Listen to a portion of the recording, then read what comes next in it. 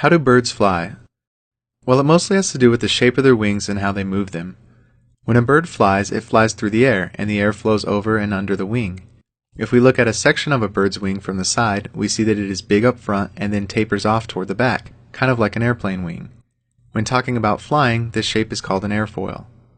Now the air flows around the wing like water in a river. If you've ever been on a river, you'll notice that it moves very slow at the wide parts, but speeds up really fast when the river narrows. This is because the same amount of water that was in the wide parts now has to move through a much smaller space at the narrow parts. And so the air is just like several rivers flowing side by side past the bird's wing. The shape of the wing, the airfoil, makes it so the river of the air that flows over the top of the wing gets squeezed and narrowed. And just like a river, this air has to speed up. And the river of air that flows under the wing actually widens and slows down a little. Now imagine you are traveling down this river of air and you have a cannon on your boat. The airfoil is an island and you are trying to shoot it with your cannon. But you have to reload the cannon every time you fire, so you can only shoot it once every few minutes. If you are going really fast down the river, you will only have time to shoot a few cannonballs at the island. But if you go down the wider part of the river at a much slower pace, you will be able to hit the island with more cannonballs.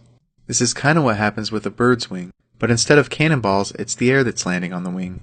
Because the air on top is pushing less on the wing than the air on the bottom, the wing gets moved upward. This upward push is called lift, and it's the main reason birds are able to fly. But there are other tricks birds use too.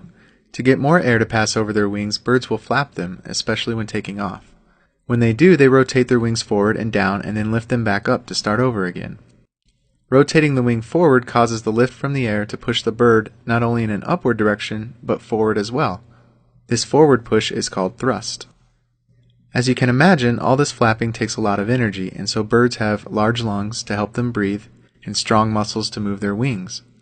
Not only that, but their body is shaped to cut through the air efficiently, and their bones are hollow, which makes them very lightweight to begin with. So a bird relies on many tools to get through the air, not just its wings. As for people, we are heavy and can't produce the energy needed to fly by ourselves, so we use aircraft to get through the air. And even though we use machines to get off the ground, it's still fun to imagine that we can fly like the birds.